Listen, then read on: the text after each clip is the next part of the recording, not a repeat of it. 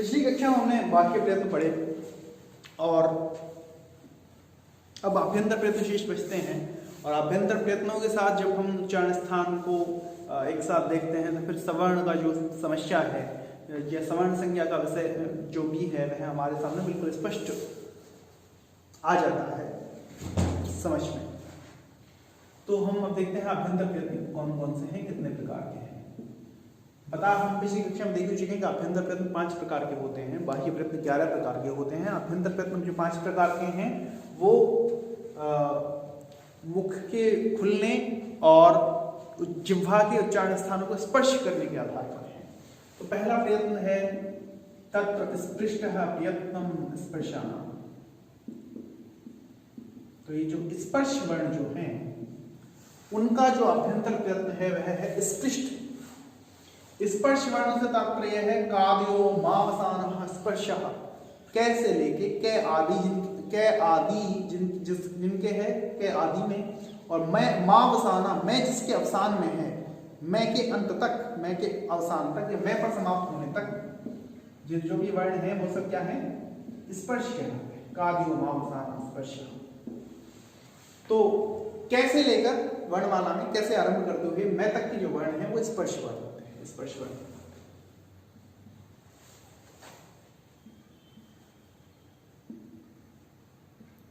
फिर है ईसत स्पृष्ट। ईसत स्पृष्ट जो अंतस्थ वर्ण है,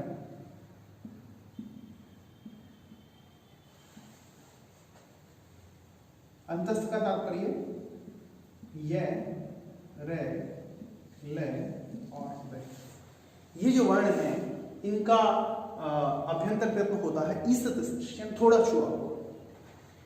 इन्हें अंतस्थ इसलिए कहा जाता है ये माहेश्वरी सूत्र में भी व्यंजन और स्वरों के अंतस्थ हैं, यानी मध्य में स्थित हैं, भीतर स्थित हैं।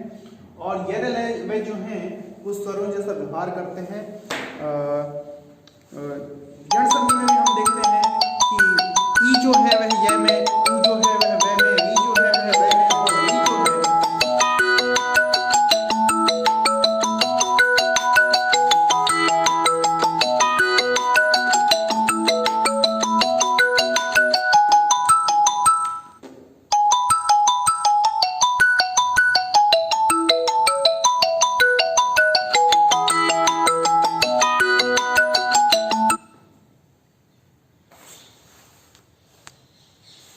यण संधि में हम देखते हैं कि ई ए में, ऊ वे में, री रे में और री ले में बदल जाता है। और फिर संप्रसारण की प्रक्रिया में हम ऐसा उल्टा होते हुए भी पाते हैं। तो इनका स्वरों से बहुत गहरा और निकटवर्ती संबंध है।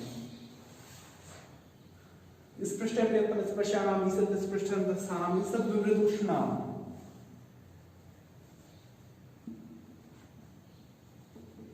ईषद विवृत, और यह प्रयत्न होता है ऊष्म वर्ण।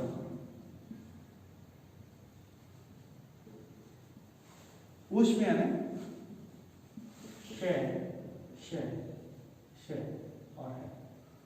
इन वर्णों के उच्चारण के समय मुख से अधिक ऊष्मा की आवश्यकता होती है या मुख उष्मित हो जाता है, हल्की गर्मी महसूस होती है, इसलिए इन्हें ऊष्म कहा जाता है।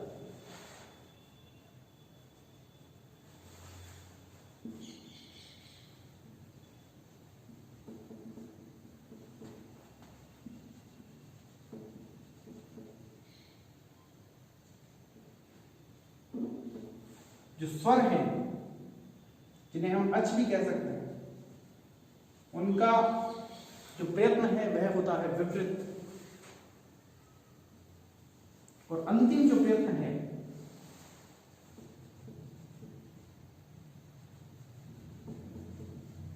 संवृत, वो केवल ए का होता है और वह भी केवल प्रयोग दशा में। प्रयोग दशा प्रक्रिया दशा में ए का विवृत ही प्रयत्न करता है।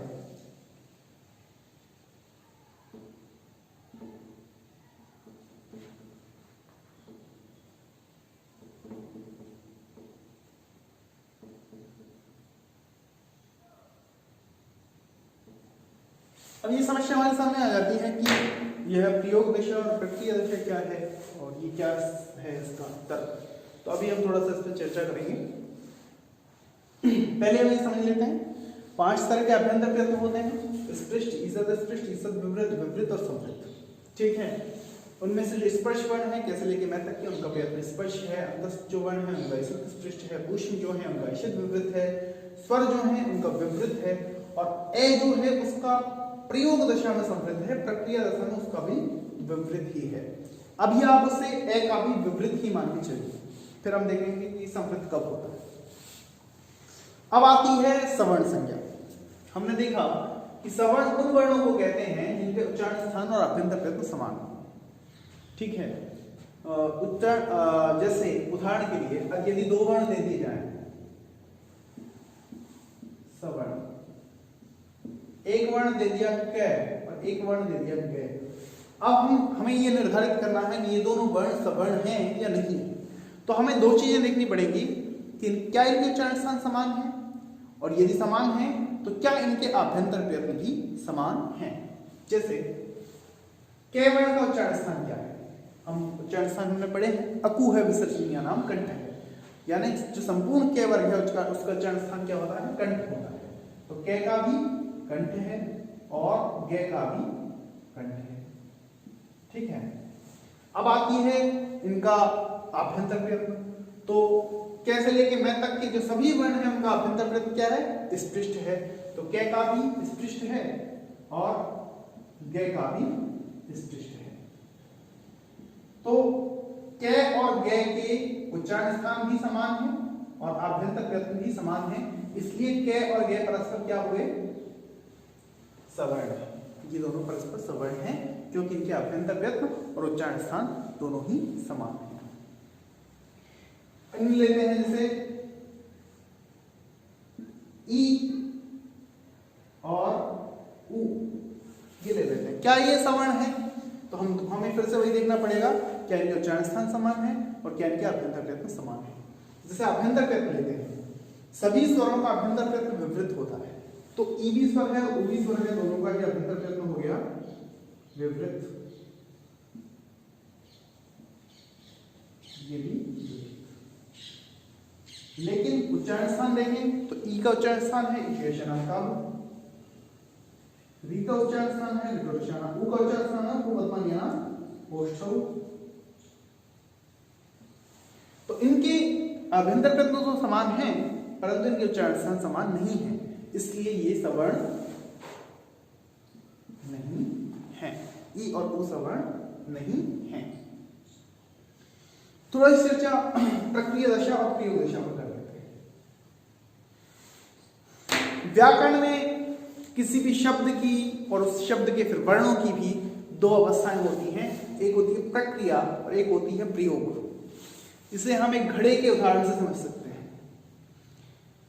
पहले घड़े के निर्माण से पहले घड़ा अंत में प्रयोग में आता है, जब उसका पूरी तरह से निर्माण हो जाता है, लेकिन उससे पहले एक लंबी प्रक्रिया चलती है घड़े के निर्माण की, घड़ी के निर्मित की एक प्रक्रिया चलती है, प्रक्रिया एक प्रोसेस चलती है। कुम्हार जाता है और अपने गधे पे मिट्टी लाता है, उस मिट्टी को पानी में भिगोकर अपने चाक पर उसे घुमाकर एक निश्चित घड़े का आकार देता है। उसके पश्चात वो उसे आग में तपाता है और उसे कठोर, जिससे उसे अग्नि में तपने के बाद एक कठोरता मिलती है। कठोरता मिलने के बाद वो उसका परीक्षण करता है कि घड़े में कोई छिद्र तो नहीं शेष रह गया है, तो घड़ा ठीक तो बना है ना, उसमें कोई विकृति विकार तो नहीं है कि वो प्रयोग में ना आ सके। और जब वो भली भांति संतुष्ट हो जाता है तब वो उसे प्रयोग के लिए अपने जो भी क्रेता हैं उन्हें वह उचित मूल्य पर देता है। तो इससे पहले, प्रयोग से पहले, जब हम घर लाकर उस घड़े में पानी भरेंगे, उससे पहले जो भी उस मिट्टी की अवस्था है, जब वो चाक पर चढ़ रही है, जब वो गधे पर है, जब वो आग में तपाई जा रही है, जब उससे थाप से उसको आकार दिया जा रहा है, वो सारी जो दशा है वह प्रक्रिया दशा है। व्याकरण में भी ठीक यही होता है। व्याकरण में भी पहले शब्दों पर सारे व्याकरण के सूत्र काम करते हैं, उसको प्रोसेस करते हैं, उसको निर्माण करते हैं, उसको थपकियां देते हैं, उसको तपाते हैं, उसको जलाते हैं, उसको शोधते हैं। और जब सारे सूत्र व्याकरण के उस शब्द पर या उस प्रातिपदिक पर या उस धातु पर काम कर चुके होते हैं, तब अंत में एक शब्द निकल के आता है और फिर हम उसका प्रयोग कर सकते हैं या फिर हम उसे बोल या लिख सकते हैं। तो जब व्याकरण के सारे सूत्र काम कर चुके होते हैं और जब वो शब्द बोलने के योग्य या प्रयोग के योग्य या लिखने के योग्य हो जाता है, उस समय उसमें विद्यमान जो है वह प्रयोग दशा है उस की। अब उसे हम प्रयोग में ला रहे हैं, अब उसे शब्द में वाक्य में लिख रहे हैं या बोल रहे हैं, उस समय का जो प्रयत्न है अभ्यंतर वह संवृत होता है। लेकिन इससे पूर्व जब व्याकरण के सूत्र उस पर काम कर रहे हैं, जब कहीं संधि हो रही है, कहीं समास हो रहा है, कहीं लोप हो रहा है, कहीं आगम हो रहा है, कहीं कोई प्रत्यय लग रहा है, कहीं कोई अन्य अंग प्रक्रिया चल रही है और कुछ भी प्रक्रिया चल रही है, तो वो जो दशा है कि वह सब प्रक्रिया दशा है। The situation when the process is going on, जब प्रक्रिया चल रही है, जब प्रोसेसिंग चल रही है उस पर, तो उस प्रक्रिया दशा के अंतर्गत इस ए का जो प्रयत्न है वह विवृत ही होता है।